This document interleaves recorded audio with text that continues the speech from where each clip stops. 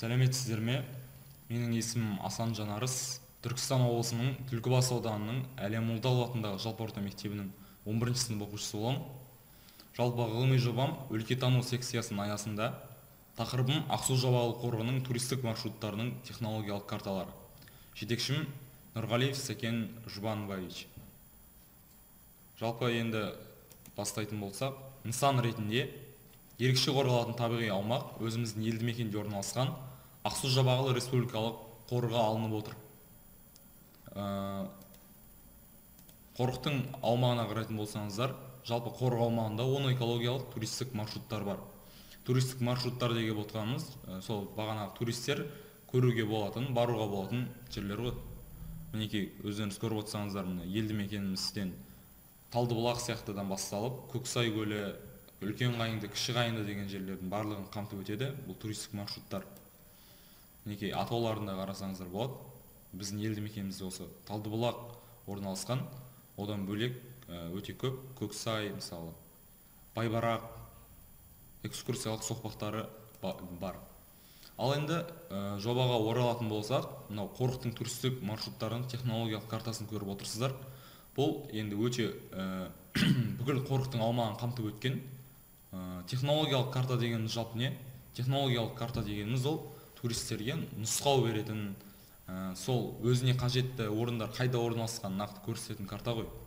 Ал енді мынау технологиялық карта қорықтың өте түсініксіз, енді сәл түсіну қиын екенін біз көріп, осының негізінде, мінекей бағана технологиялық карталардың негізінде ғылыми жаңалық ретінде осы туристік анықтамалық атластарды жасап шығардық.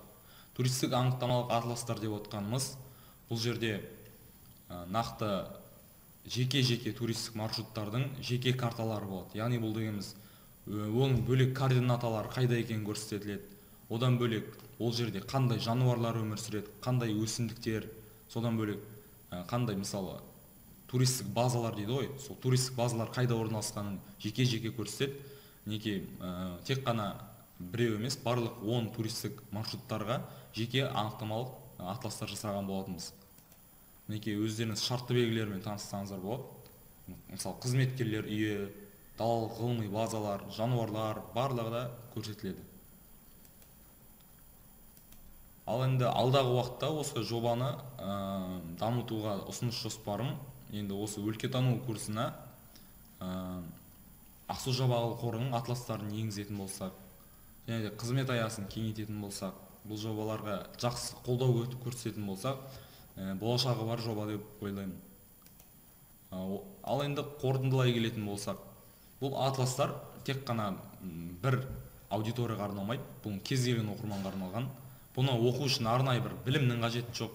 Жай ғана кескін карталарды ажыратып, шартты белгілерді ажыратылса болды. Жалпы мынау туристік атластарға сұраныс көп қой. Мысалы, жаяу жүргіншілерге болсын, автокөлік жүргізушілеріне болсын, өте пайдалы зат. Бұл атластар арқылы енді саяхаттау өте оңайға түседі деген ойдам. Назар салып тыңдағандарыңызға рахмет.